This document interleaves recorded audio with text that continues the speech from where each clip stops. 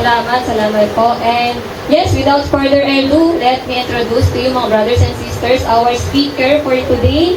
And again, we would like to honor each and every one of you na nagbigay ulit ng time to attend our talk 4. Yes, today our speaker is a sister who is an active member of SFC community for 9 years now and currently serving as chapter leader from SFC chapter 2C1. She will help us explore what it truly means to love God with all our heart, with our soul, and with our mind, and to extend the same love to other people around us. Brothers and sisters, she is Sis Ruby. And yes po, palampakan po natin.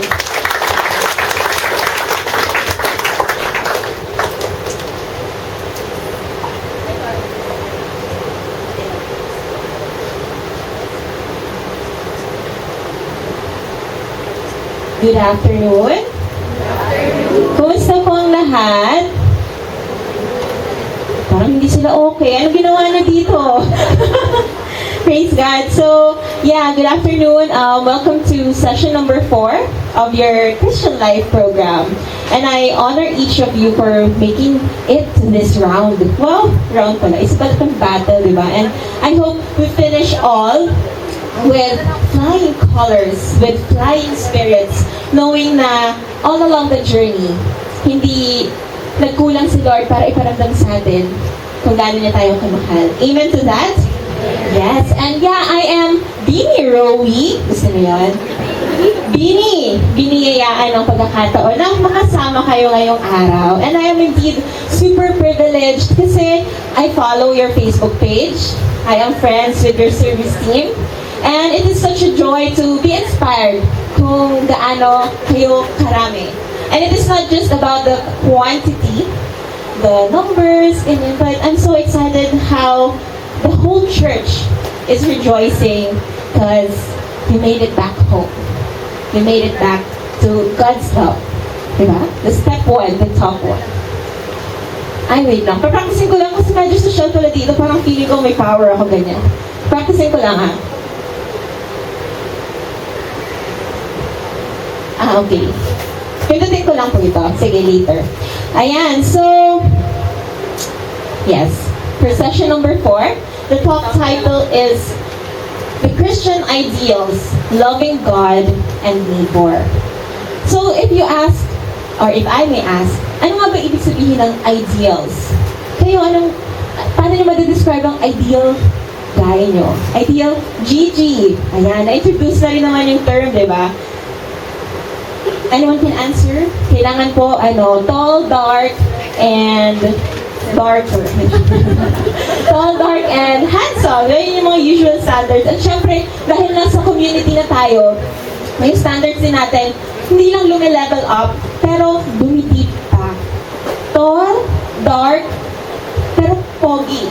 Presence of God inside. Diba? Tayo, natitrain yung eyes natin na to look beyond the looks. Diba?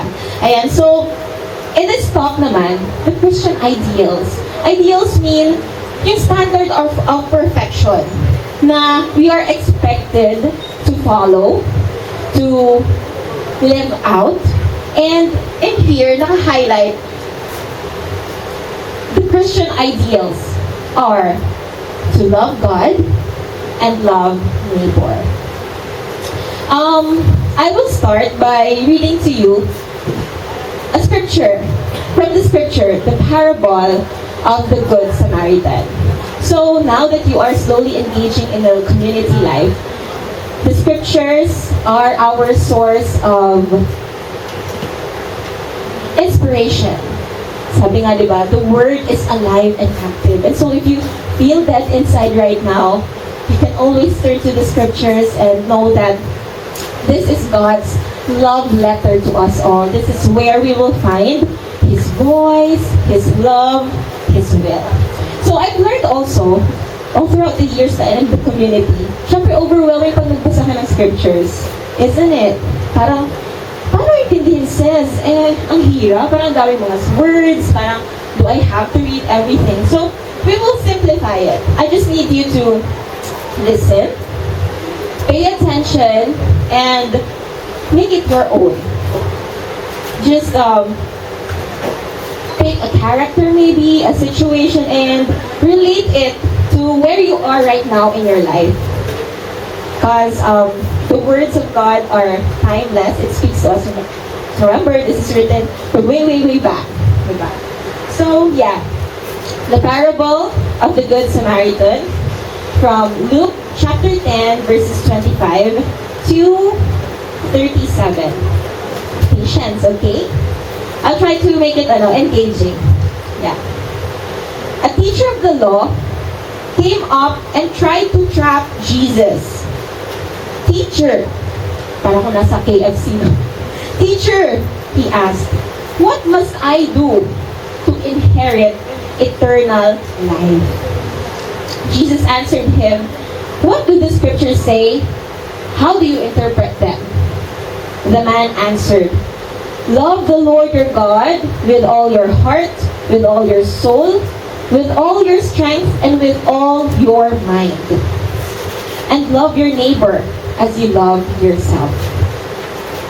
You are right, Jesus replied. Do this and you will live. But the teacher of the law wanted to justify himself, so he asked Jesus, who is my neighbor? May pag-angas ba? Siyempre, challenge siya si Jesus. Sabi ni Jesus, huwag ako. Jesus answered, there was once a man who was going down from Jerusalem to Jericho when robbers attacked him, stripped him, and beat him up, leaving him half dead. It so happened that a priest was going down that road, but when he saw the man, he walked on by on the other side. See the videos? Magkakalala tayo na nangyayari pa rin siya these days. In the same way, a Levite also came there, went over and looked at the man, and then walked on by on the other side. Sanako. But a Samaritan who was traveling that way came upon the man, and when he saw him, his heart was filled with pity. He went over to him, poured oil and wine on his wounds, and bandaged them. Then he put the man on his own animal and took him to an inn where he took care of him. Do you follow? Do you still follow? Doon tayo sa inn, okay? Sana hindi kayo naiwan dun sa, sa kalsada. Sure. Took him and the next day, he took out 2 silver coins and gave them to the innkeeper. Take care of him, he told the innkeeper, and when I come back this way, I will pay you whatever else you spend on him. And Jesus concluded, in your opinion, which one of these 3 acted like a neighbor toward the man attacked by the robbers? You can answer on your own. And the scriptures continue. The teacher of the law answered, the one who was kind to him. And Jesus replied, you go then and do the same. Praise God. That's the word of the Lord. Thanks be to God. So, yeah, that's the whole scripture reading of the parable of the Good Samaritan, and hihimay-himayin natin, especially when the teacher of the law trying to challenge Jesus. His question actually is being answered by him, because being a teacher at that time, they are very learned. They memorize the commandments, all the rules, the laws, and all that stuff. And so medyo sneaky lang talaga yung pagkakatanong niya. And I'm sure he didn't expect how Jesus answered.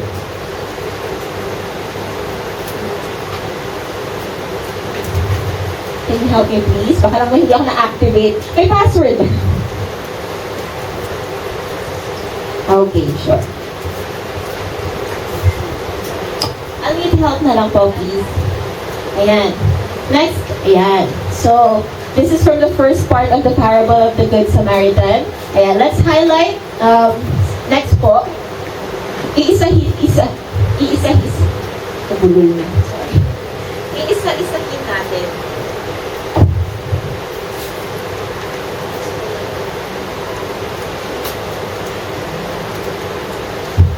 Iisa-isahin natin. And focus first dun sa first part ng sagot. nasa tanong kung bakit ka mahalaga. You shall love the Lord your God with all your heart, with all your soul, with all your strength, and with all your mind. And the second one, you shall love your neighbor as yourself. So the entire talk will be split, divided, and hopefully magkaroon ng equal airtime yung bawat aspect ng story na ito. Loving God and loving neighbor, they form the inseparable core of our Christian life. One cannot go without the other. And if you can look back, the entire Christian life program, inuna muna tayong buhusan ng mga wisdom, revelations of who God is. Ano ang title ng Talk 1? God's love. And then in Talk 2, who is Jesus Christ? So, dun sa first aspect, ito na yung part na magko-connect the dots tayo and tatawid tayo kung para saan nga ba yung mga natutunan natin from God.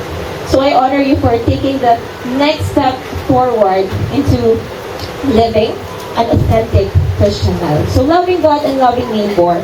So far, we've gained perspective on who God is, and He is waiting for our response. Ano gagawin natin kapag ganito tayo minamahal? Diba? Si Sis kanina, si Sis, diba? Nabanggit niya ang unrequited love. Diba? Yung nag-share kanina sa Music Mean, ayaw natin yun, masyakit yun. Diba? We always want a relationship that's harmonious. It's two-way. Okay? And loving God, yun nga. This is our highest ideal. What's an ideal? It's the perfection, the standard of perfection that we are called to achieve. So sa lahat ng mga pangarap mo, sa lahat ng mga gusto mong makamit sa mundo, sa lahat ng mga goals mo, #goals, you will sooner or later find out that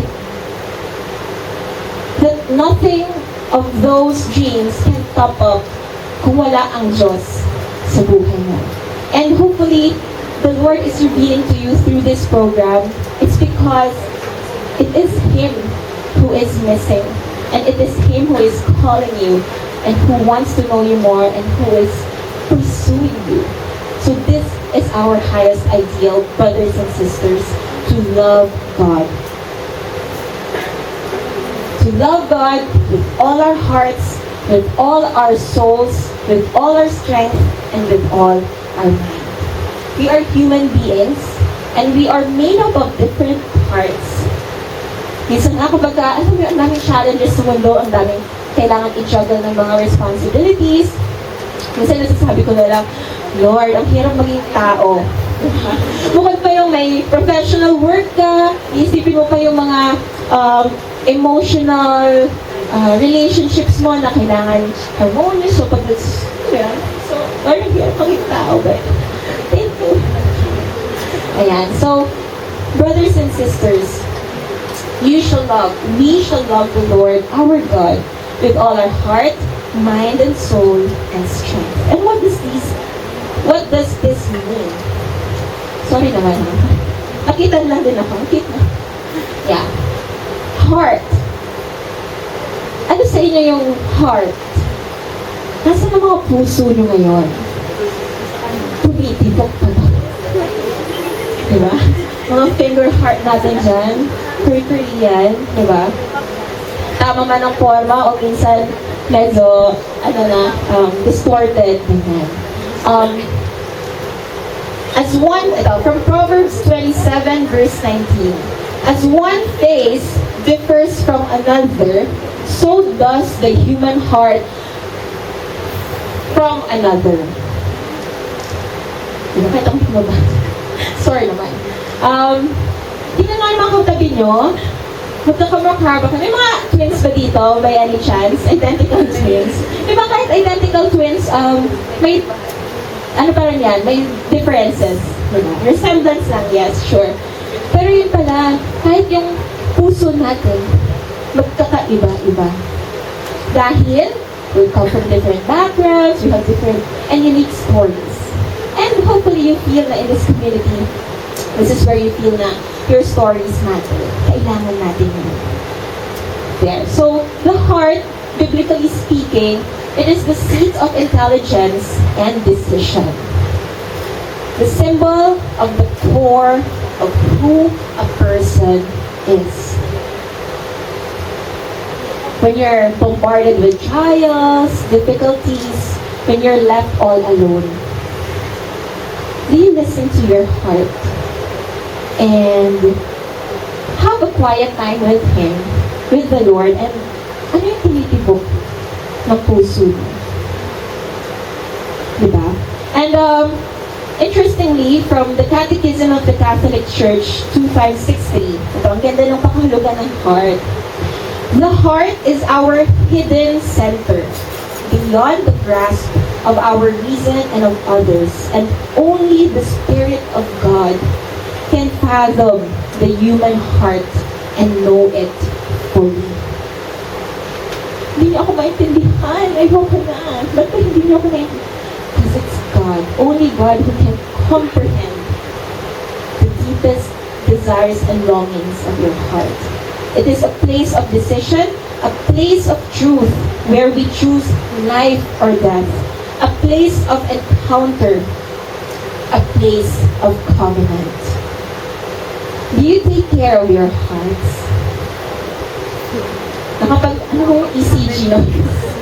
Na-test ka ba natin kung talaga bang, all functioning well pa yan? Yeah? Diba? Praise God if that is so. And, the reason why we are in this community, I believe that the goal is we realize that God's heart beats for you, and for you, for each of you, individually, intimately. And kaya tayo laging nag-show up. We have this rhythm in the community, may mga teachings, may one-to-ones, para makasabay tayo doon. And sooner or later, yung tibok ng puso ng Diyos, maging tibok ng puso natin. Amen to that? Excited na ba kayo? Naririnig niyo na ba? Na nakakasayaw na kayo somehow sa tibok na yon. And to love God with all our hearts means to be totally committed to Him. Commitment? Big word. Diba? Like the magtala. Sino ang fan ni Sarah Geronimo? Yeah, commitment. Ibig sabihin, even when it is inconvenient to do so, because we commit our hearts to Him. I'm gonna go for the Lord. I'm gonna say yes. And brothers and sisters, if we check our hearts, ang daming mga priorities and all. And the entire program, Christian Life program, I appreciate how God reveals Himself as the God of order. Diba? Ang galang ng pagkakaline up ng bawat talk. Parang pinaglalaroan ng emotions natin. But little do we know na God is trying to rearrange everything kasi ang gulo-gulo from the outside. God is the God of order. And so, hopefully, kahit na stressful to rearrange our schedule for the sake of His name, for His glory, we go back to our commitment, we search in our heart, and we decide who we follow, who we serve, kung pang-ilan ang Diyos sa priority list natin. And the many ways that we can do that is, of course, we have to develop a personal relationship with Him, and you will be taught those the pillars of our Christian life as well: prayers, the sacraments, scripture reading, and the community life, how we are called to fellowship with one another.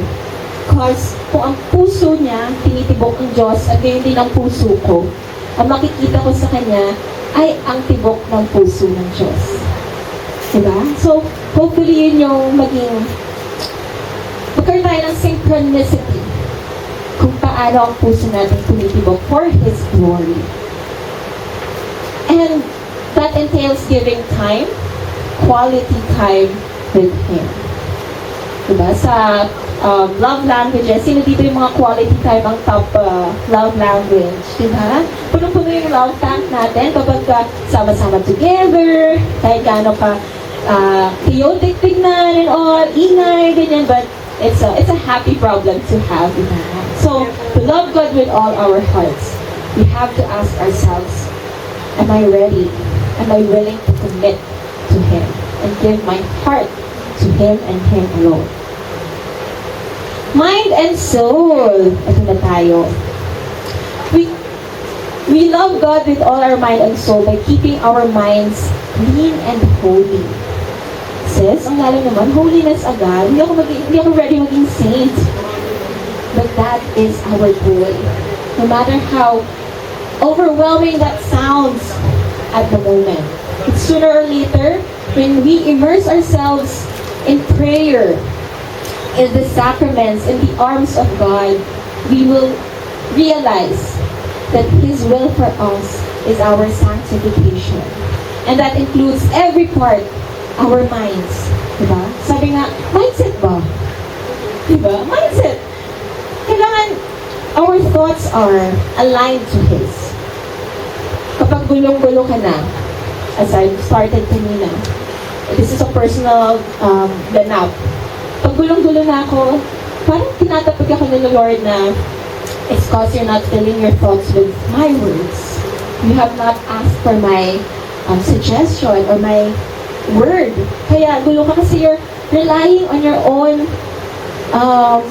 thinking, my wisdom, correct? So parang, okay Lord, sabi ko nga hindi ko kaya nang wala ka. Diba? So we have to honor that. Ito na naman ako, hindi ko mabasa. Yeah, do not judge others so that God will not judge you. So in terms of, kanina naka-experience si sis ng, parang nag-memory test na lang ganyan. So, ano ba yung nilalaman ng mga isip natin ngayon apart from the responsibilities? Parang, do we engage also in speaking ill of others? Diba? When we are one, yes daw, very honest. I love the honesty, please. Diba? But in this community, we will be journeying na ma-purify yung thoughts natin and hopefully, ma-achieve natin yung part na we will be good Samaritans. And one thing din na-appreciate ko ngayon yung sabi na maturity nowadays, parang mature gossiping is you talk about a person and understand where he or she is coming from. So, ang das pang maugali niya, siguro may pinagdadaanan. Pagpagay naman natin, compared ng mga una pre-CLP, SFC days, das pang maugali, block nga natin sa Facebook. Diba? Parang, ano ba yun? Ano mag-iisip yun? So, I hope kung meron tayong ganong behaviors, let's be patient with ourselves and hopefully we will reveal na we are all children of God and we are equal in dignity. Ano man yung mga tagaspangan, vulnerabilities natin. So, yeah, we should be very discerning. And so we ask ourselves, what influences our thoughts, our decisions, our choices, and dito papasok na, especially na nasa peak tayo ng digital media. Lahat papasok, lahat nag-i-influence sa atin. Parang unstoppable yung mga information and hindi natin namamalaya na yun na yung nagiging wiring ng ating thoughts. Ika nga. So what influences your decisions and choices? What books do you read? What podcasts you follow? Which pages on social media you subscribe to? What music do you listen to? Because in one way or another, yun yung nagiging nagde-define sa atin sooner or later. And so that's why in our community life, diba, we are introduced worship songs and kahit anong pinag-level mo ng faith, ng understanding mo of who God is? Aminin natin, makarinig lang tayo ng worship song. Somehow, it captivates us. And so, imagine, if sa isang song na yon, nayakap tayo na Lord. How about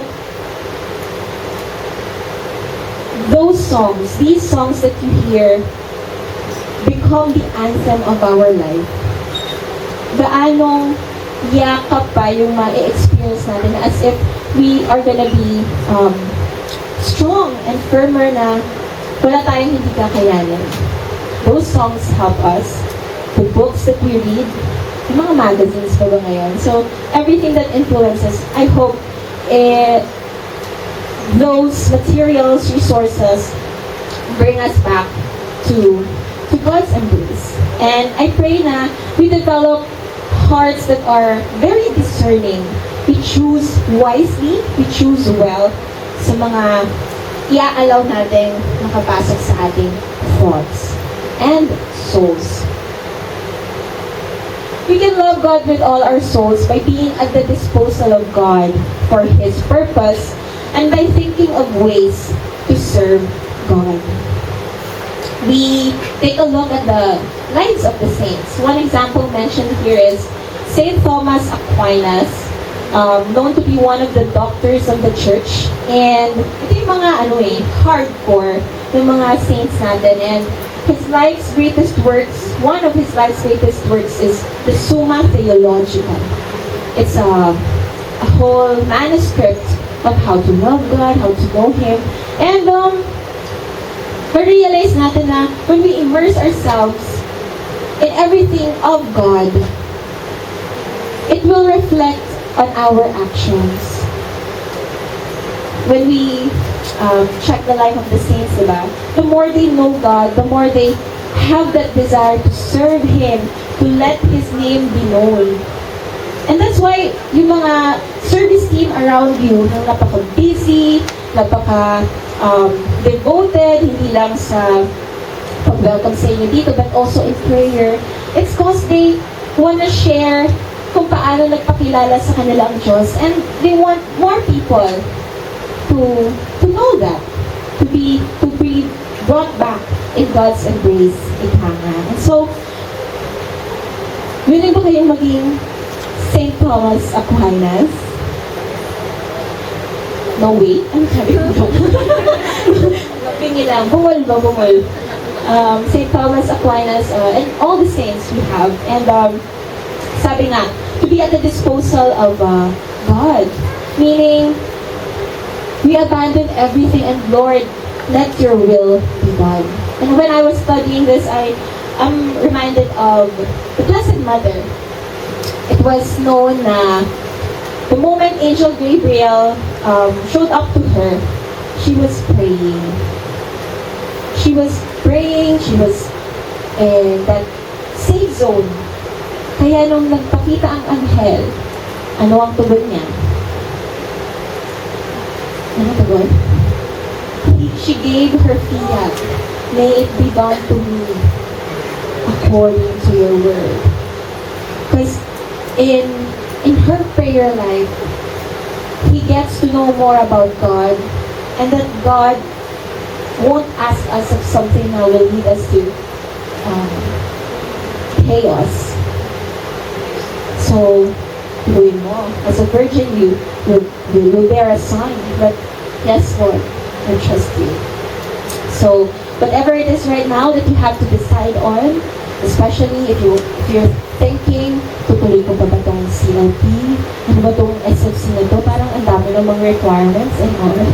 But, yeah, if we do what we're ought to do, we're commanded to do, we will all realize na it is all for His greater glory, and we speak of the same name, the beautiful name of Jesus.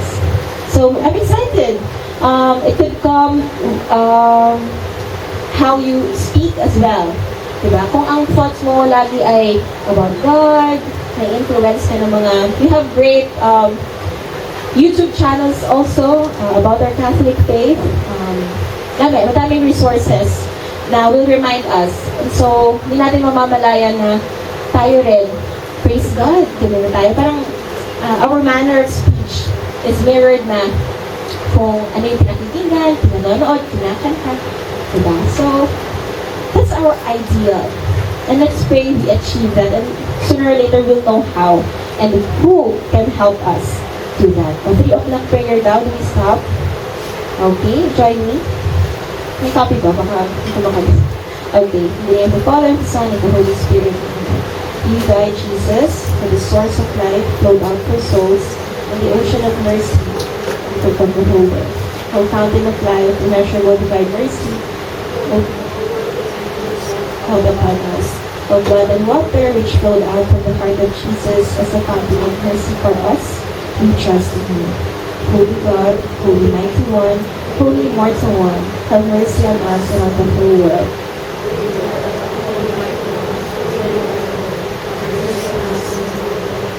Holy God, Holy Immortal One, have mercy on us and on the whole world. Jesus, King of mercy, we trust in you. Father, Son, and Holy Spirit. Yeah, and it's very helpful. You have your prompts, diba? You can put alarms. So we know how to pause and give time to God. Ano ba ito? Sorry po May I ask for help? Thanks, Sis Louie. Ayan. So, ay, born. Ayan. So, to love God with all our hearts, with all our minds and souls, and now, to love God with all our strength. Patingin nga ng mga muscles natin siya. Complexo and jars. Do we think we're strong enough? Saan natin nilalaan yung ating energy, yung ating lakas, yung, we're very young. And this is the prime of your appetite, your vividness, diba? So, where do we put all that? Sige, try ko ulit kung gagana. Okay? Pahingi na lang po ng help to proceed to the next slide. Okay. So, to love God with all our strength means giving all our resources, time, talents, and treasures. Because when we have developed that relationship with God, a deep, personal one, we get to realize that walang sa atin. Nothing is ours, diba? Everything is His. So kaya, diba, ang lagi nating dasal, binabalik po namin sa inyo ang papuri at pagsamba. Ang pasasalamat, ang paghanga, diba? Because if our priorities are set straight, laging top one si Lord na. So we do not own our time. And so, if you feel like you are not managing your schedules well, your calendars well, you seek God's direction. Lord, how do I live without you? Kumanta na pala. How do I make time for everything that you've called me to do as a daughter, as a professional, as a member of this community, of the church, and most importantly, kung siya na yung top one natin, Lord, how do I make time for you as your daughter, as your son, diba? And so, we seek His help, His direction. Please show me the way. Because indeed, true enough, Jesus is what? Is who? He is the way, the truth, and the life. So kung feeling natin, we're on a dead end, we're lifeless, and we're bombarded with lies, we go to Jesus. So yeah, our time, talents, and treasures. And it's not because God needs the resources. In the community, we are called to practice tithing, diba? Sharing our monetary gifts for the sake of the kingdom. And hindi naman talaga kailangan yun ni Lord yun eh. Kasi He is the supplier of all good gifts. Siyang may-ari ng mundo. He's the creator, the owner of this universe. But He does so because He doesn't want, He wants us to participate, to collaborate with Him. And that's a new thing I've learned also during my recent household.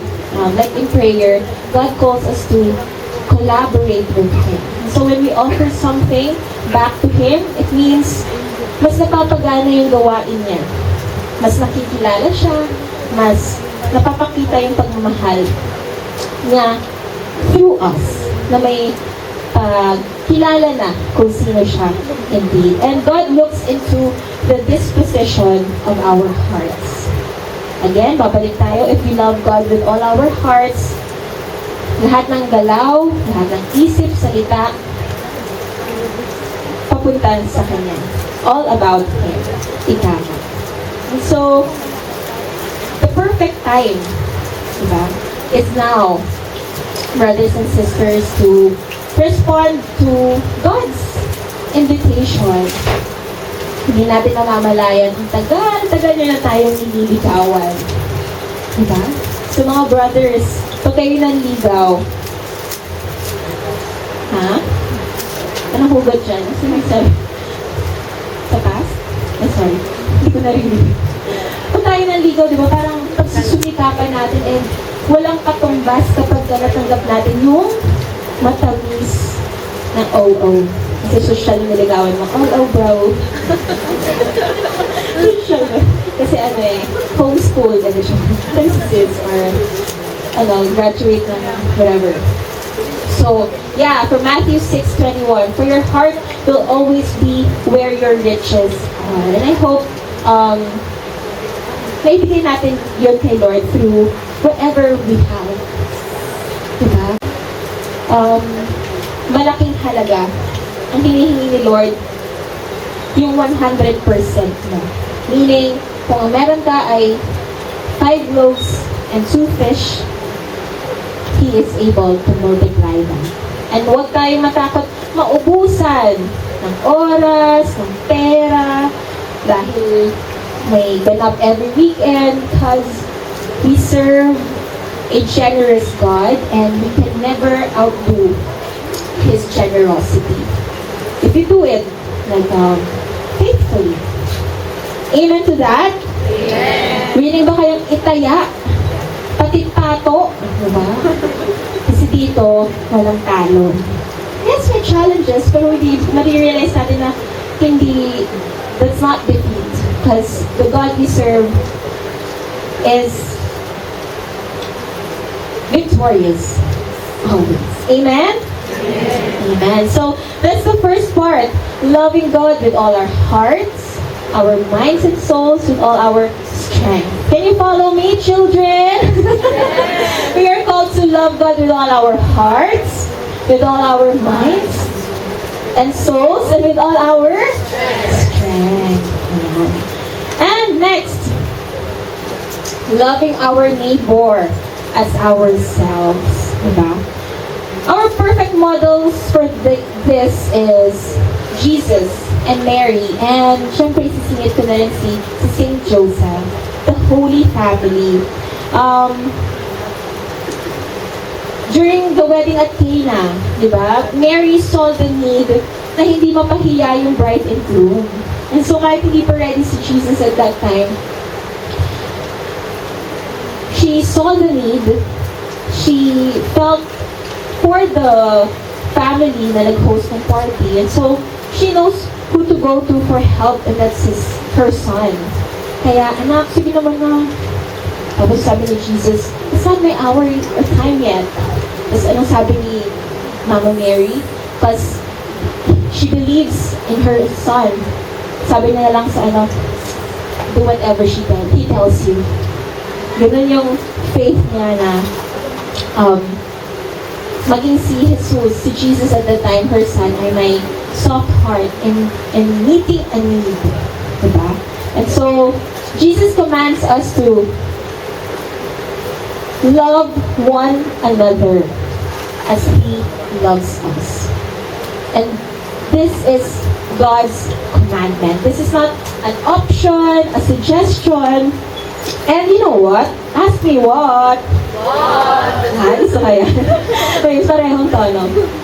I faced a difficulty just recently in terms of my relationship with my mom. So parang nag-bargain ako kay Lord na, Lord, pwede bang wag muna yung commandment na honor your father and mother. Parang pwedeng pass muna kasi I have to process something. And thankfully, God is gracious to understand, to meet me in that pain. And sooner or later, like today read, the gospel that we read, parang ang dami mga commands ni Lord. And when I was praying about it, sabi ko, parang the Lord humbled me. Now, these commandments are not meant to frustrate me. They're not meant to, for us to do something na hindi natin gusto. Kumbaga mapilitan, to be forced. I realized the beauty of these commandments is magnified if we really know who the commander is. Sabi nila, di ba, when you suggest or you give rules sa mga parenting something then, or in any relationships, when we give rules, we make sure that we have a relationship with the brother or sister, the parent to a child, and for us, God to us as His children. And so God makes sure na we know everything about Him, about His great and immense love, of who Jesus is, the beauty of sending His only begotten Son. So that that relationship is built and we understand why He gives us these commands. It is for our sake. It is for our benefit. It is for our perfection. Do you get the pagtatagpi-tagpi ng mga bagay-bagay? I hope the Holy Spirit is speaking to all of us here. So loving our neighbor is God's commandment. So to answer the question, tinama pa rin ako ni Lord. I still embrace the beauty of honoring my parents. And sabi ko, yun pala talaga si Lord. His commands are beautiful. And His commands indeed bring freedom to us. Kahit na sabihin natin ang strict naman, ang daming rules. So from John 13 verse 34, as I have loved you, so you also should love one another. Kaya ang first step, give ourselves to Him, pray, receive Him in the sacraments, and know how much He loves us. Para kung paano tayong minamahal, gaano natin minamahal ang iba. And it's so true, minsan, pag biro natin sinasabi, siguro ang sweet na kasi hindi siya mahal ng nanay mo. Diba? And dito, God as our Father, diba? Our parent in our faith. Pinupuspos na tayo ng pagmamahal. At na-realize natin na never tayo mauubusan kung sa Kanya tayo laging sumasalok. Malalim ba? Or we go to Him to refuel. Gusto niyo yun? To refuel. So you also should love one another. Kung alam mong minamahal ka ni Lord kahit anong temper mo, kahit anong emote mo, minamahal ka ni Lord in your dark and glorious days, in poverty and in abundance, pag nakamit tayo ng kapwa natin, in those states, we would understand the way that God loves me is the way I am commanded to love others. So yeah, we've read about the parable of the Good Samaritan. And nandito tayo because we're curious. We have this holy curiosity. What must I do to inherit eternal life? Because in your life so far, dami ng mga pinagdaanan, di ba? Para saan nga ba itong aking buhay? What am I here for? What I'm made for? Sino kayo kumento na? Billie Eilish, di ba? Sino gusto mag-sample? Nagturuan na sila. Ayan. Malapit na tayo. So, if we ask this, what must I do to inherit eternal life? And I hope we know na God gives us that answer. Love me and love those whom I love. Diba? Tinatawag tayong mahalin natin ang mahal ng mahal natin. Kung mahal natin ang Diyos, mamahalin natin kung sinong minamahal niya. At walang exemption. So, the question is, kamay sa baba, am I being a neighbor to others?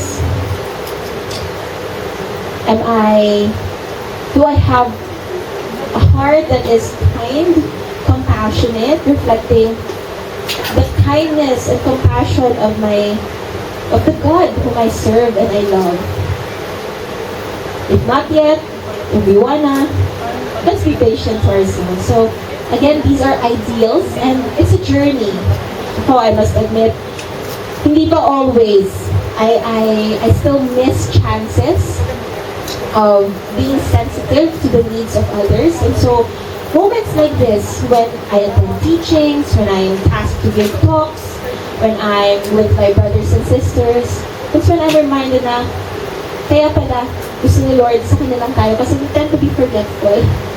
And He reminds us through His Word, through the people around us as well. Kanina yung sa game, WWYD, natouch ko, diba?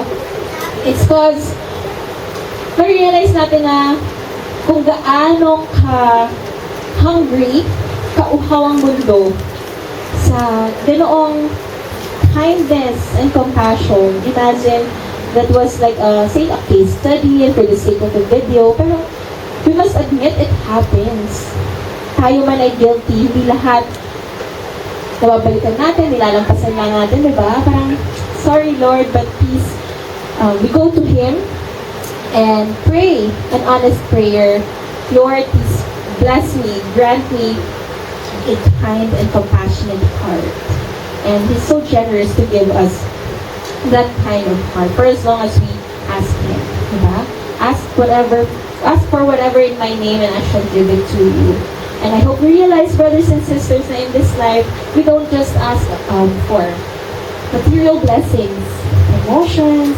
God is able to give you that. Tiwala lang kayo. But moreover,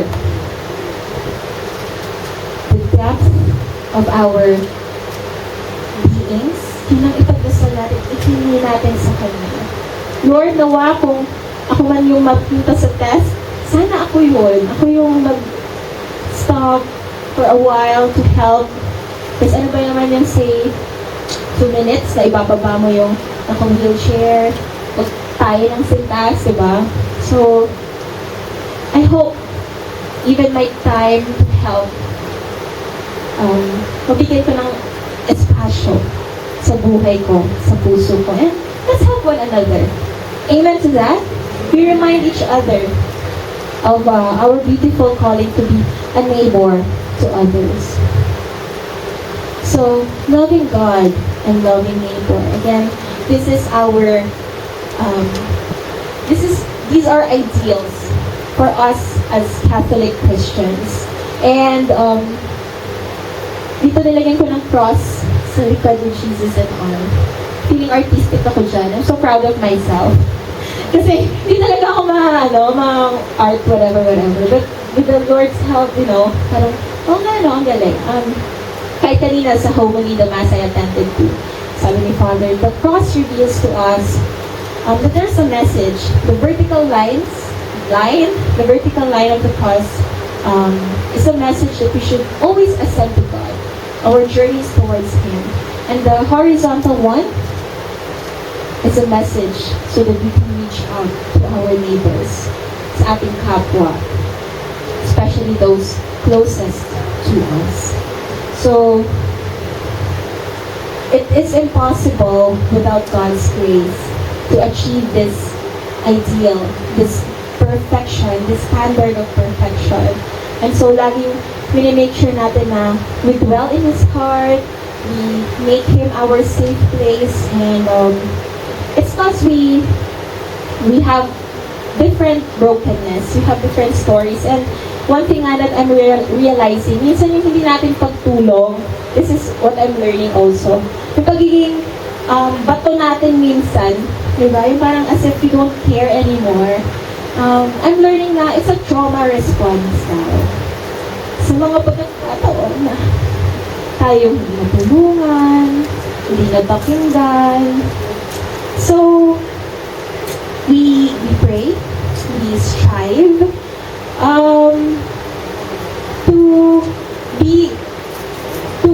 be a generation of people who heal one another and not wound each other anymore. Diba? And become neighbors.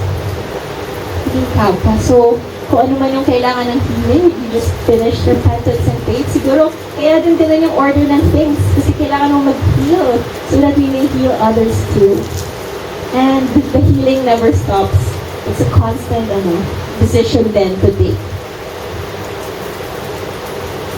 And we realize, brothers and sisters, yung mga time na tayo hindi napakinggan, tayo hindi, kumbaga tayo yung nilampasan. We realize that Jesus is neighbor to us all. As much as we are called to spend time with Him, first and foremost, it is Jesus, it is God who wants to spend time with us also. And we are just called to respond lovingly and courageously to Him. So that's it. Right. So before I end this talk, because remember, we started reading the parable of the Good Samaritan.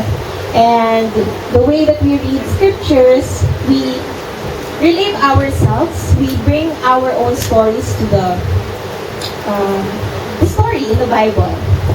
And now, as a fruit of my prayer, medyo nirevise ko ng konti.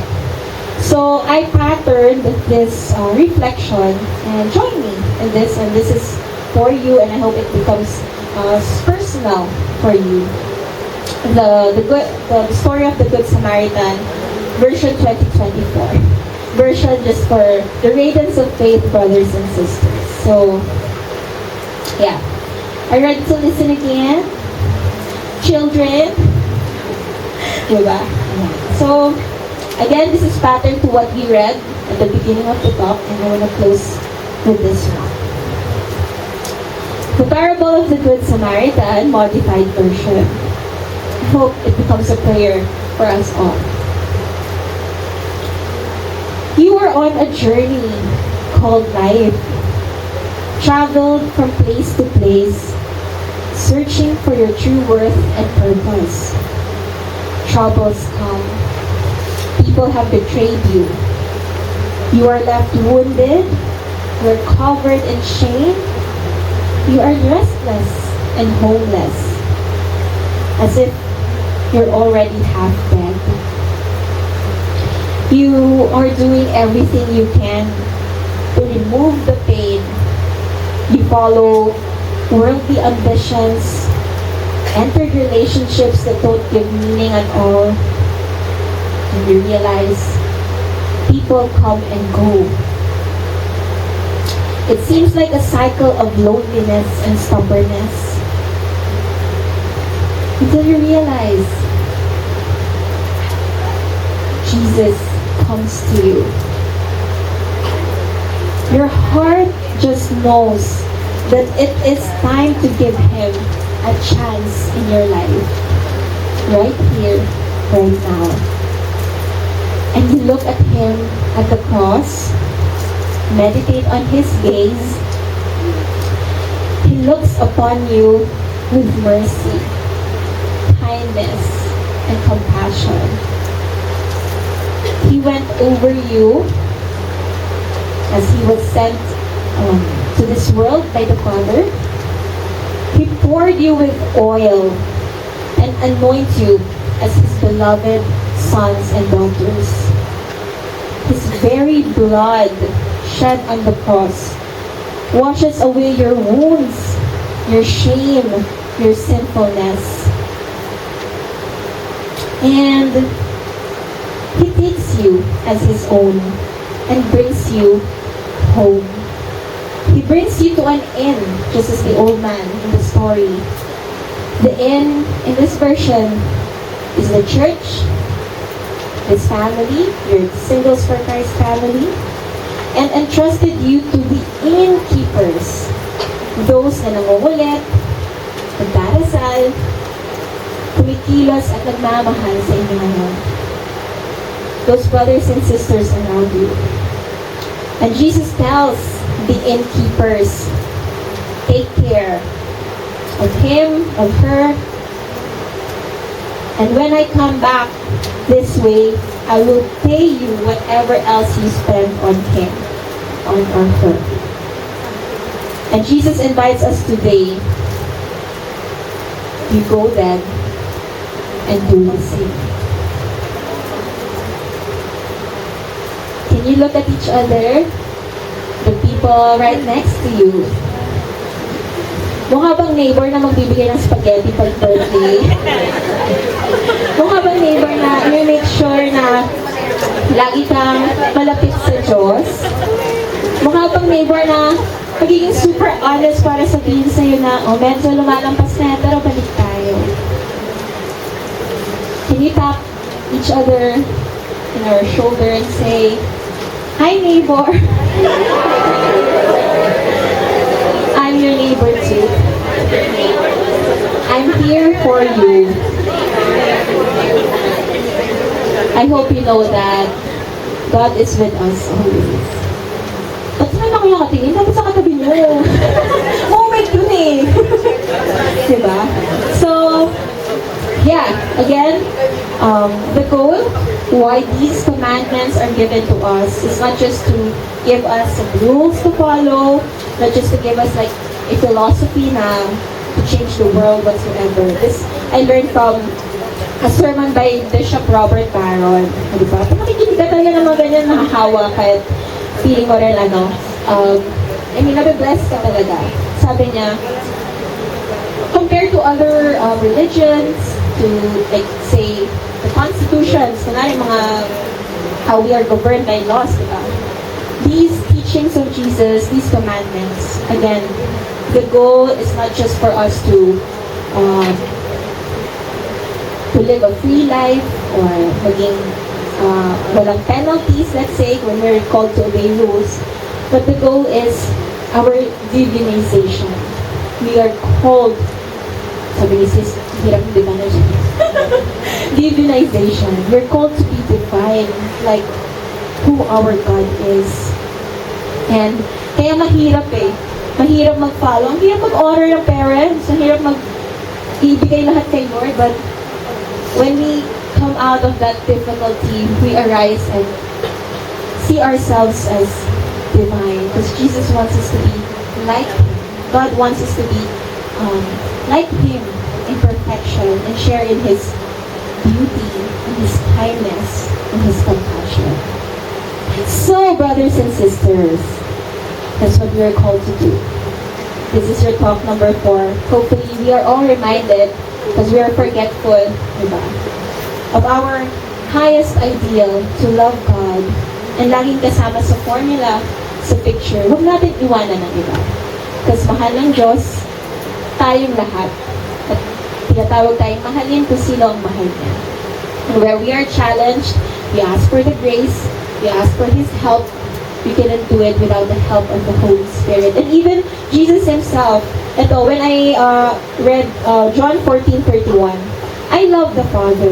That is why I do everything as He commands me. Kaya pala kahit yung pagkamatay niya sa krus, as if madali lang. Kasi tiwala siya kumpara sa Kanya. Nawa tayo rin, when we're called to offer, to love to the point of death, of our selfishness, our sinfulness. We do it not for anyone's sake, but as Jesus said, I do this. I love the Father. That is why I do everything as He commands.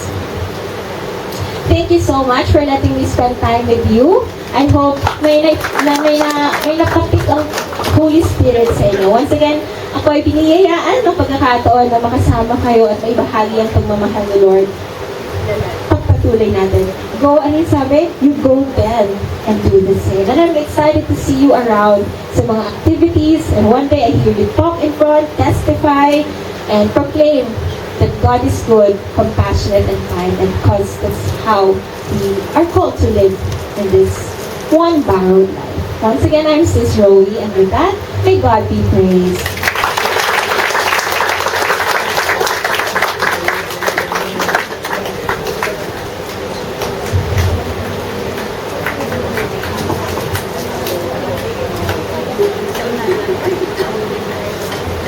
Okay, praise God. Thank you so much po, Sis Ruby, for that loving reminder for all of us to love our God and to love our neighbor. Alright, praise God. Sis Ruby, I would like to invite you again here in front. Meron kaming regalo para sa iyo. Ayan, I think may ipa-flash ang ating multimedia. Ayun. And this is a takeaway from Sis Ruby. Sooner or later, ang tibok ng puso ng Diyos ay maging tibok din ng puso mo natin. Because only God can comprehend the deepest desires of our hearts. Yan, may God be praised for that, sis.